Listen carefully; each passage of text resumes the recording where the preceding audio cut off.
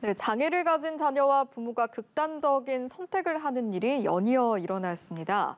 발달 장애인에 대한 돌봄 제도 마련 등 재발 방지책이 필요하다는 목소리가 커지고 있는데요. 반복되는 비극을 막기 위한 현실적 대안은 없는지 윤종술 전 전국 장애인 부모연대 대표 그리고 오창석 시사평론가와 함께 이야기 나눠보도록 하겠습니다. 두 분 어서 오십시오. 반갑습니다. 안녕하세요. 일단은 윤 대표님 간단한 소개 말씀부터 좀 부탁을 드리겠습니다. 반갑습니다. 저는 전국 장애인 부모연대 회장을 맡고 있는 윤종술이라고 합니다. 반갑습니다. 예, 안녕하세요. 오늘 이제 대표님께서 현실적인 상황이 어떤지 그 상황들에서 좀 꼭 알아야 할 부분들 짚어주실 텐데요. 저희가 그 내용 여쭤보기에 앞서서 최근에 장애 가정에서 발생하고 있는 비극적인 사건들부터 좀 하나씩 들여다보도록 하겠습니다. 먼저 30년 넘게 돌본 장애인 딸에게 수면제를 먹여서 사망하게 한 사건인데요. 참 비극적인 사건입니다. 네, 지난 23일 오후 4시 30분께 인천 연수구의 한 아파트에서 일어난 비극적인 사건인데요. 수면제를 먹여서 딸 B 씨를 살해한 혐의를 받고 있는 A 씨의 이야기입니다. 딸 B 씨가 이제 대장암 말기 판정을 받았었고, 딸을 수면제를 먹여서 살해한 후에 자신도 똑같은 극단적 선택을 시도했다가 6시간 후에 그 분가한 아들이 아파트를 찾았을 때 발견이 되었습니다. 네. 결혼한 아들은 분가를 한 상태였고 남편은 다른 지역을 떠돌면서 일을 하는 상황이었고 오로지 경제적 책임과 그리고 이제 딸을 돌보는 일을 도맡아서 했었기 때문에 그 과정에서 굉장히 심리적으로 그리고 경제적으로 어려움을 겪고 있었던 것으로 보이고 있습니다. 예, 이런 소식들을 접하시면 사실 대표께서 누구보다 또 가슴이 아프시고 또 여러 가지 생각이 드실 것 같습니다. 어떻습니까? 그렇습니다. 이 매달 일어나는 또 거의 뭐 매월 일어나는 이 사건들을 볼 때 그때마다 사실은 장애인 가족들은 남의 문제가 아니고요. 다 우리들의 문제입니다. 예. 그래서 저도 역시 그 과정 속에서 이런 소식을 접하면 사실 잠도 이루기도 힘들고 한국의 사회가 왜 이렇게 계속 이렇게 갈까. 극단적 이런 선택이 계속 매월 이어지고 있는데 그즘에도 두 건이고 지난달도 그렇고 매번 이렇게 이어지고 있는데 이런 예. 사건들이 이어지는 원인이 뭘까? 제도가 정말 없을까? 예. 이런 것 때문에 밤잠을 이룰 수 없는 사항들이 계속 발생하고 그렇군요. 있습니다. 이제 대표께서도 조금 전에 매번 이어지는 상황이라는 이제 표현을 해주셨는데 같은 날 또 비슷한 소식이 들려왔다고 제가 들었습니다. 40대 엄마가 6살 발달장애 아들과 극단적인 선택을 했다고요. 네, 서울 성동구 한 아파트에서 일어난 또 비극적인 일인데요. 똑같이 말씀하셨다시피 23일에 일어났고요. 예. 6살 아들과 40대 엄마가 21층 아파트에서 이제 극단적 선택을 하는 그런 상황이었습니다. 이 당시에 남편은 또 다른 자녀를 학원을 데려다 주기 위해서 외출 중이었고요. 어머니 같은 경우는 그동안 이제 아이를 혼자 도맡아 키우면서 심리적으로 불안한 우울증을 계속해서 호소를 했었다라고 합니다. 예. 그리고 6살 아들 같은 경우는 복지관 발달장애 재활 서비스를 계속해서 받았던 것으로 추정해 봤을 때 이 부분에 대해서 어머니가 계속 도맡아 하면서 불안감과 그리고 누적된 체력, 피로 이런 것들이 아마 있어서 극단적 선택을 한 것으로 현재까지는 추정을 하고 있습니다. 예, 그렇군요. 대표께는 이런 질문 드리고 싶은데요. 발달장애 자녀를 둔 부모들의 경우 초등학교 진학을 앞두고 좀 더 어떤 고민이라든지 우려 이런 것들이 커진다고 들었습니다. 네. 맞습니까? 네, 사실은 5세, 6세, 7세 이 과정 속에서 부모들의 심리 상태는 사실 초등학교 이제 그전에는 치료만 하면은 많이 우리 아이가 호전될 거라고 이렇게 확신대 하다가 예. 막상 이제 또래 아이들과 학교를 취약하게 될 경우를 생각하면 사실 앞일이 굉장히 막막해집니다. 우리 아이가 학교 생활을 잘 적응할 수 있을까? 학교에 예. 다닐 수 있을까? 비장애 아이들하고 어울려서 대화를 할 수 있을까? 이런 많은 고민들이 이제 어머니들이 혼자서 앓다 보니까 예. 이 고민들이 결국 많은 우울증과 또 혼자서 스스로 격리 속에 스스로 이제 이렇게 사회에 나가지 못하고 예. 혼자서 이제 문제 혼자서 해결하다 보니까 이런 많은 문제들이 이 시기에 나타나는 시기입니다. 예. 그걸 이기지 못하고 아마 이제 누군가가 체계적으로 상담하고 지원하는 프로그램이 없다 보니까 예. 오로지 엄마 혼자서 이 문제를 감당해야 되다 보니까 보통 아빠는 경제의 문제를 책임지고 예. 엄마가 자녀의 양육을 책임지는 구조적인 한국의 문제점에서 다 혼자 앉다 보니까 이런 극단적인 선택을 하지 않았나 이렇게 저희들이 예. 보고 있습니다. 이제 조금 전에 말씀하시면서 홀로라는 표현을 굉장히 많이 써주셨습니다. 그만큼 이제 개인이 감당해야 될, 가족이 감당해야 할 몫이 크다라는 관점에서도 해석을 할 수 있을 것 같은데요. 그럼 현재 이제 발달장애인과 가족들에 대한 지원 체계는 어느 정도로 갖춰져 있는 겁니까? 근데 생애 주기별로 지원이 다 다른데요. 예. 먼저 아동기에 이제 예를 들면 조기에 이렇게 상담하고 찾아서 지원하는 스크린 자체가 한국 사회는 없습니다. 구조적으로. 예. 오로지 장애 진단을 받고 학교에 들어가는 모든 문제를 가족이 부모가 알아서 해야 되는 예. 이런 상황이 있습니다. 정부가 나서서 상담을 체계적으로 하고 지원하는 이런 구조가 없고 방금 일어나는 23일 날 일어났던 이 6세 아이 사건도 예를 들면 발달 장애를 등록하는 순간에는 지원 체계가 만들어지고 있습니다. 예. 근데 등록하기 전에 스스로 치료실에 다니고 스스로 학교 입학을 하는 이 과정 속에서 누군가 개입이 아무도 없습니다. 국가가. 체계적인 지원 자체가 없다는 거예요. 예. 그러다 보니까 진단하고 일어나는 그 많은 과정들이 부모들에게는 혼자서 감당해야 되고 너무나 무거운 거예요. 진단 절차까지도 쉽지가 예. 않은 과정이군요. 그렇죠. 그 전에 이제 예. 어릴 때는 치료만 하면 우리 아이가 많이 호전될 거라는 기대감에서 계속 치료를 해오다가 또 학교에 입학하면서 사실은 호전된다는 말은 질병인 거거든요. 장애가 아닙니다. 장애라는 말은 물론 사회성은 조금 나아질 수 있겠지만 근본적인 예. 치료는 되지 않는 게 장애의 원인인데요. 그럼 약간의 사회성은 좋아질 수는 있겠지만 근본적인 치료는 안 되기 때문에 결국은 학교에 들어가는 과정 속에서 심리적으로 굉장히 이제 위축감을 느끼게 되는 거예요, 부모님들이. 예. 그러면서 이런 지원 체계가 없다 보니까 조기에 스크린하고 조기에 상담하고 지원한다면 이런 문제는 무조건 해결할 수 있는 건데요. 예. 그래서 최근에 저희들이 전국에 230개 기초단체에서 한 110개 정도의 장애인 가족 지원센터라는 것을 만들었습니다. 예. 물론 이제 정부 차원의 지원하는 게 아니라 지자체 차원의 지원을 합니다. 그 지자체에서 110개 정도의 기초단체의 장애인 가족 지원센터를 만들어서 이런 상담을 하고 있는데요. 방금 이 과정 같은 경우에는 장애 판정을 받지 않았기 때문에 이 과정에 들어오지를 못한 거였죠. 예. 뭐 성동에도 성동구에서 일어난 일인데요. 성동에도 장애인 가족 지원센터 나름 활성하게 활동을 하고 있는데 장애 진단을 받지 않다 보니까 이 시스템이 못 들어온 거죠. 예. 그래서 장애 진단을 받지 않아도 병원에 가서 스크린을 해서 장애 의심 사례가 되면 이런 체계적인 지원이 외국 같은 경우는 이루어지고 있는데요. 예. 우리나라는 오로지 가족의 손에 의해서만 결정되다 보니 예. 이런 심리 상담이나 지원이나 이런 것도 이루어지지 않다 보니 본인이 주위의 이야기를 듣고 잘 치료 바우처 정도만 이용하다 보면 다른 것들은 모두 다 본인이 다 알아서 책임져야 되는 이런 상황이다 보니까 이런 문제가 일어나는 거죠. 예. 그런데 성인기에 들어가면 좀 더 다른 시스템이 또 작동이 됩니다. 그렇군요. 알겠습니다. 대표님 말씀을 듣다 보니까 이제 또 향후에도 적절한 지원 체계 보완이 필요하겠다 이런 생각도 드는데 좀 어떻게 들으셨는지요? 네, 말씀을 쭉 들어보시면 아시겠지만 사실 국가적으로 안내나 홍보가 굉장히 미약하다라는 것 첫 번째 알 수가 있고요. 예. 결국은 두 가지 문제가 있는데 경제적 문제와 심리적 문제인 것 같습니다. 이 두 가지가 다 양쪽으로 작용을 해서 이런 극단적 사례들이 계속해서 반복되고 있는데 한 세 가지 통계 자료를 좀 말씀드리고 싶습니다. 첫 번째는 2018년에 그 지원했었던 예산안이 굉장히 삭감이 됐습니다. 원래 문재인 대통령 전 정권에서 있었던 내용이긴 한데 예. 이 내용이 전폭적으로 갑자기 삭감이 되면서 그 당시 시도되었었던 부분이 굉장히 뒤로 밀려난 부분이 분명히 있고요. 예. 그리고 2021년 장애 통계 연보라는 곳에서 2017년 기준 GDP 대비 장애인 복지 예산 비율이 우리나라가 0.6%입니다. OECD 기준이 2.02%인데 예. 3분의 1 정도밖에 되지 않습니다. 34개 국가 중에 33번째이기 때문에 예. 사실상 거의 지원이 없다라고 봐도 무방할 정도의 낮은 수치라고 볼 수가 있고요. 두 번째는 2020년에 장애인 실태 조사를 보면은 활동 지원 서비스 경험이 있는가에 대한 질문에 13.5%만 있다라고 답변을 했습니다. 그러니까 나머지 87% 정도는 서비스 경험 자체도 없었다. 예. 이 부분에 대해서는 정보 접근에 대해서 제한이 있었던 부분도 있었을 거고 부모 스스로가 이제 호전되기 때문에 안 보낸 경우도 있겠지만 아마 안내 부족이 저는 훨씬 더 많았을 거라고 생각이 들고요. 예. 마지막으로 세 번째 통계를 말씀드리면 2020년 11월 국가인권위에서 조사한 부분인데 예. 1,174명의 부모를 조사했는데 발달장애 아동을 키우면서 한 사람이 직장을 그만뒀다가 20.5%입니다. 예. 그러니까 5가정 중에 한 가정은 이 직장을 그만두고 아이를 전담해서 육아를 했다라고 볼 수가 있는데 그러다 보니까 심리적인 문제 당연히 이제 아이와 함께 혼자만 있으니까 계속해서 우울증이나 불안감은 높아질 수밖에 없고 두 사람이 일을 하다가 한 사람만 일을 하니까 당연히 생활고나 경제적 어려움을 겪을 수밖에 없는 부분이 예. 반복되고 있다라고 볼 수가 있습니다. 알겠습니다.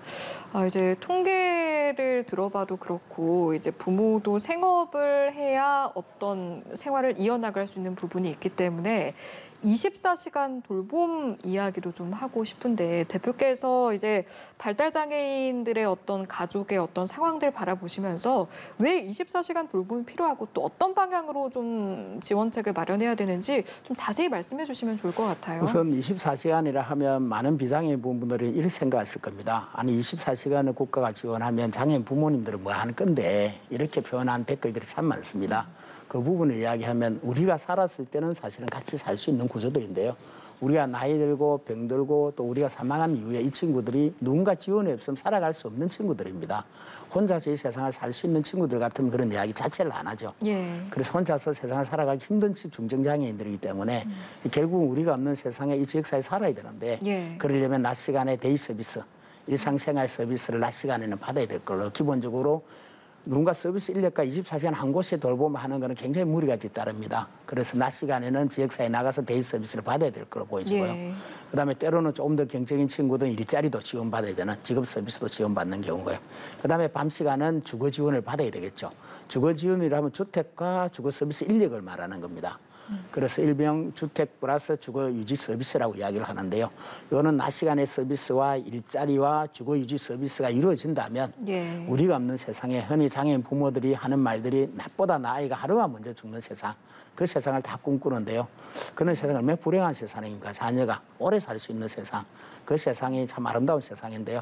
그 세상을 바라기 위해서는 24시간의 지원 체계가 아까 조금 전에 우리 말씀하셨듯이 예. 이 선진국들은 전부 다 대부분의 24시간 지원책을 갖고 있습니다. 그렇군요. 예, OECD 평균 예산이 2% 정도가 되는데요. 예. 뭐 멕시코와 우리나라만 이 24시간 지원책을 갖고 있지 않는 나라입니다. 예. 한국이 0.6%의 OECD 평균 예산을 쓰고 있듯이 장애인 복지 수준도 그만큼 이제 24시간 지원을 가족의 책무로 규정하고 있는 거죠. 예. 이제는 국가가 이런 가족이 되었던 책무들을 방금 말했듯이 이런 24시간 지원 체계가 있다면 미래가 보이지 않은 것, 보이는 거지 않습니까? 내가 죽고 난 없어도 이 지역사회에서 우리 친구가 살아갈 수 있으니까. 예. 그러면 이런 부모님들이 극단적인 선택은 충분히 예방할 수 있을 거로 보여집니다. 그리고 심리적인 지원이 조금 더 이루어진다면 또 충분히 이런 극단적인 선택은 많이 예방될 걸로 보여집니다. 예. 그런데 이런 24시간의 지원 체계와 낮 시간의 서비스의 문제, 밤 시간의 주거의 문제 이런 문제가 없다 보니까 예. 낮 시간에는 일정 부분에 존재합니다. 현재로는 낮 시간에는 우리가 이제 데이 서비스, 주간 보호 시설이나 주간 활동 서비스 일부 존재를 하는데요. 예. 조금 더 활성화될 필요가 있는 거 보여지고요. 문제는 이제 일자리의 문제와 주거의 문제인데요. 예. 일자리도 지금 조금씩 만들어가고 있는 추세에 있습니다. 발달장애 성인 15만 명 중에서 한 5만 명여 명 정도는 일을 가지고 있는 추세에 있습니다. 물론 일의 질의 문제가 있긴 하지만 떠나서 이제 어쨌든 통계적으로 보면 한 5만 2천 명 정도 일을 갖고 있기 때문에 예. 30% 가까이는 일을 갖고 있습니다. 그렇군요. 나머지 문제는 주거의 문제입니다. 이제 우리가 죽고 나면 당장 지역사회에 살아야 되는데요. 갈 수 있는 공간이 전혀 없습니다. 아이러니하게도. 전혀 없다는 표현을 쓰니까 사람 이장애인분들 굉장히 놀라는데 정말 없냐고 합니다. 정말 없습니다. 그래서 시설은 지금 탈시설회가 문을 닫고요. 예. 그럼 지역사회에 살아야 되는데 지역사회에 살 수 있는 공간 자체가 없습니다. 정부 차원에서. 예. 그나마 서울에 일부 지역에 조금 몇 세대 하고 있습니다. 서울에 한 200세대, 제주도에 한 20세대, 네. 뭐 대구에 한 10세대. 다른 지역은 자체가 없습니다. 그러니까 그러면 죽고 나면 어디로 가냐? 가장 크게는 형제자매한테 있겠죠. 지난 연말에 그 대구에서 누나가 동생하고 같이 살다가 도저히 힘이 들어서 손을 놨는 재산을 떠나는 이런 사건이 연일 발생하는데요. 마찬가지로 그 다음에 가장 많이 가는데 불황인 시설, 뭐 정신장애인 시설, 예. 또 정신병원 또 많이 가는 데가 노숙인이랍니다. 홈리스 연대에서 발표한 자료에 의하면 서울 지역에 노숙하는 3분의 1이 발달장애인이라 합니다. 실실히 방배동 사건이 있지 않습니까? 방배동에서 엄마가 돌아가서 7개월 동안 노숙을 했지 않습니까? 7개월 만에 이렇게 엄마가 돌아가신 걸 알게 됐는데요.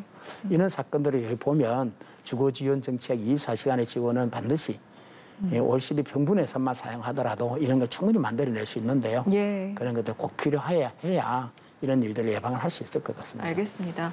24시간 돌봄이 왜 필요한지 그리고 정책을 어떤 방향으로 가져가야 할지 정말 상세하게 그 필요성에 대해서도 설명을 해주셨습니다. 그런데 이제 생업과 가족을 보호하는 상황을 함께 가져가다가 지난 3월에는 생활고에 시달리던 가정에서 또 안타까운 비극적인 일이 있었다고요? 네, 이건 경기도 시흥 이야기인데요. 갑상선 암 말기를 이제 판정을 받은 50대 엄마가 20대 발달 장애인 딸을 살해 후에 자수했다라는 이제 그 내용인데요. 예. 통계를 하나 더 말씀드리면 서울복지재단 조사를 따르면 장애 가족 돌봄의 36.7%가 우울증과 불안감을 겪었다고요. 그 바로 있는 것이 35%가 실제로 극단적인 선택을 시도해 볼까나 떠올려 봤다라는 것입니다. 예. 그렇기 때문에 이 내용이 지금 제가 말씀드린 것만 세 가지인데 예. 발달 장애인을 둔 부모님이나 가족들은 이런 상황에 굉장히 노출되어 있고 35%면 3명 중에 1명이라는 것이거든요. 예. 그렇기 때문에 대표님께서 말씀하셨던 국가 지원 체계가 절실히 필요한 것이고 다시 말씀드리지만 경제적과 심리적인 문제가 가장 큰데 아이를 도맡아 하기 위해서 일을 그만두고 아이를 맡다 보니까 경제적인 어려움을 겪고 이 부분에 대해서 경제적으로 어려움을 겪다 보니까 심리적으로 위축이 되고 예. 이게 계속해서 악순환이 되거든요. 이 사이에 들어가서 부모가 일을 할 수 있는 시간을 마련해 주는 것이 24시간 돌봄 체계의 핵심이라고 저는 생각이 예. 듭니다. 말씀하셨다시피 24시간 통으로 있는 것도 있겠지만 그렇지 않은 경우가 있거든요. 낮에는 부모님이 일을 하러 나가셨을 때 잠깐 위탁을 해서 맡겨두고 퇴근하고 나셨을 때 다시 아이를 맡겨다 줄 수 있는 이런 상황이 이제 24시간 돌봄 체계의 핵심 중에 핵심인데 예. 이 부분이 국가가 당연히 들어가서 도와줘야만 이런 비극적인 사고가 반복되지 않을 것이다라는 예. 생각이 들고 실제로 이제 정의당의 장혜영 의원 같은 경우는 동생 장혜정 씨가 이제 발달 장애를 겪고 있고 예. 이걸 이제 영화로 또 만들었었는데 본인도 의정 활동을 하면서 2년 동안 좀 쉽지 않았다라고 하면서 같이 예. 가족들과 최근에 삭발을 했거든요. 그만큼 국회의원이 돼도 쉽게 문제를 풀 수 없는 부분이기 때문에 조금 더 공론화시켜서 많은 사람들의 공감을 이끌어내고 같은 국민으로서 지원 체계를 좀 더 확대해야 된다는 목소리에 좀 더 힘을 실어줘야 될 것 같습니다. 예. 생업이 더욱더 이제 경제적인 활동을 할 그런 여유가 더욱더 필요한 이유, 발달 장애인의 경우 다른 유형의 장애인에 비해서 추가로 지출되는 비용도 더 많다고요. 그렇죠. 다른 장애 유형보다 발달 장애 통계학적으로 보면은 이제 연구조사 사회보건사회연구원의 자료를 보면 다른 비장애인에 비해서는 한 달에 한 60만 원 정도의 추가 비용을 더 지출해야 된다. 예. 그 다른 장애 영역 비용도 한 40만 원 이상. 다른 장애 영역에 비해서 발달 장애가 추가 비용을 주로 어떤 비용이냐 그러면요. 조기 중재를 하는 뭐 치료는 아닙니다. 예. 근데 우리나라에서는 그 치료라고 사용을 하고 있는데요. 리하빌리테이션이라고 하고 있는 재활에 대한 투자를 하는 비율이 굉장히 높습니다. 근데 사실은 이 재활이란 말은 리하빌리테이션이라는 말은 의학적인 용어에서 나온 말인데요. 예. 근데 장애인은 의학에 의해서 장애 진단을 받았을 뿐이지 의학적인 대상이 되지는 않습니다. 그래서 재활보다는 지역사회에 참여하고 활동하는 비용을 많이 지출해야 되는데 우리는 구조적으로 잘못돼서 어릴 때 치료하면 마치 재활하면 나을 거다라는 심리적 압박이 너무 많습니다. 그런 속에서 재활 비용이 막대하게 어릴 나이에 투자가 되면 비용이 지출이 되는 거죠. 예. 저 역시 우리 아이가 어릴 때, 제 아이는 28살인데 어릴 때 막대한 재활 비용을 지출한 적이 있습니다. 예. 다 그렇게 하고 있습니다, 한국 사회. 그러다 보니까 한참 경제적으로 결혼해서 이제 직장을 다니고 있는 시기에 예. 막대한 비용을 추가로 더 들어가다 보니까 방금 말했듯이 경제가 어렵게 되고 악순환이 연속되고 또 두 분 중에 한 명은 아이를 양육하게 돼야 되고 둘 다 부부의 경제활동 뛰어들 수 없는 구조가 되다 보니까 예. 그러다 보니까 계속 악순환에 어렵게 돼서 결국은 가정이 굉장히 무너지는 예. 이 상황들이 반복되는 것 같습니다. 알겠습니다. 이 악순환의 고리를 끊기 위해서는 결국에는 제도적 지원을 통해서 사회가 좀 돌봄의 무게를 함께 나눠줘야겠다라는 생각이 듭니다. 그렇다면 현재 관련해서 좀 진행이 되고 있는 방안들이 있습니까? 어떻습니까? 현재 지금 윤석열 대통령이 인수위 당시에 국정과제를 발표했었는데요. 예. 110개를 발표했었는데 그중에 47번째에 들어가 있습니다. 정확하게 이름은 장애인 맞춤형 통합 지원을 통한 차별 없는 사회 실현이라고 나와 있고요. 여기 두 번째 항목을 보면 최중증 발달 장애인 24시간 돌봄 모델 그리고 거점 병원 행동발달 증진센터 확충이라고 나와 있습니다. 예. 거점 병원이나 증진센터 확충이라는 것은 뚜렷하게 다가오지만 24시간 돌봄 모델이라고 적혀 있는 부분 굉장히 모호하고 굉장히 광범위한 소재입니다. 그렇기 때문에 이 부분에 대해서 국정과제의 공약이 아니었다가 들어가는 것은 굉장히 환영할 만한 일이긴 하나 이 부분에 대해서 조금 더 현장에 있는 부모님들이라든지 대표님과 같은 사람들이 이야기를 들어서 좀 더 구체화시킬 필요가 저는 있다고 생각이 들고 결과적으로 구체화시켜야만이 이 부분이 예산으로 정확하게 배정이 됩니다. 그러니까 거점 병원을 어디에 지을 것인가부터 시작을 해서 어떤 사람을 배치할 것인가가 다 예산에 들어가는 내용이거든요. 예. 그렇기 때문에 24시간 부분을 24시간 모델을 어디에 복지관에 배치를 할 것인가, 예. 구청별로 배치할 것인가. 구청별로 배치한다면 서울 같은 경우는 25개니까 25개에 얼마씩 들어가면 정확한 예산이 나옵니다. 예. 이 예산이 아주 구체적이고 뚜렷하게 나와야만이 이게 국정과제 선언적인 의미에서 그치지 않고 더 나아가서 현실적으로 정착할 수 있다고 생각합니다. 알겠습니다. 구체적이고 명확한 계획과 그에 따른 예산 또 그를 통해서 제대로 시행되는 게 중요하다라고 이제 말씀을 해 주셨습니다. 이제 마지막 질문이 될 것 같습니다. 전국 장애인 부모연대에서 오늘 오전 추모제를 또 연 것으로 제가 알고 있는데요. 마지막으로 시청자 여러분께 남기고 싶은, 전하시고 싶은 말씀이 있으시다면요. 그렇습니다. 발달장애인은 다른 장애 유형과 같이 누군가가 같이 함께 살아가지 않으면 혼자 살 수 힘든 장애 영역입니다. 그러다 보니까 이제 발달장애인은 정신적 장애를 하는데요. 그렇다고 해서 남들을 해하거나 남들을 뭐 해모스럽게 만드는 그런 사람의 종류가 아닙니다. 그러면 발달장애인을 대할 때 굉장히 친구처럼 이웃처럼 편하게 대해주시고요. 예. 정책을 할 때도 또 정책하시는 정치인이나 또 공무원분들은 발달장애 이해가 좀 필요합니다. 예. 그래야만 정책의 실효성이 있는데요. 조금 전에 말씀했듯이 이런 예산들을 투입하기 위해서는 발달장애인 특성에 맞는 예. 제도적으로 설계를 잘 해야 되는데요. 근데 우리가 막연하게 그냥 발달장애 어려우니까 돈이 너무 많이 들어. 그래서 우리 사회는 너무 힘들어. 우리가 경제가 어려우니까 다음에 해. 이런 구제가 아니고 좀 발달장애 특성을 이해한다면 충분히 가정이 방금 말했듯이 가정에서 살 수 있고 또 지역사회에서 낮 시간에 데이 서비스만 받을 수 있는 예. 이렇게 안정된 구조. 또 경제의 악순환이 되는 구조가 아닌 함께 살아갈 수 있는 구조를 만들 수 있습니다. 그래서 행정하시는 분이나 또 정치하시는 분들은 발달장애 이해가 우선 좀 돼야 될 필요가 있을 것 같습니다. 그래야만이 예. 충분히 정책에 반영할 수 있고 우리의 마음을 이해할 수 있는 예. 그래서 함께 살아갈 수 있는 세상을 만들어낼 수 있는 그런 구조를 만들 것 같습니다. 알겠습니다. 발달장애에 대한 이해를 기반으로 해서 모든 것이 좀 차근차근 설계가 되어야 할 것 같다라고 다시 한번 강조를 해주셨습니다. 네, 오늘 말씀 여기까지 듣고 마무리하도록 하죠. 지금까지 윤종술 전국 장애인 부모연대 대표 그리고 오창석 시사평론가 두 분과 함께했습니다. 고맙습니다.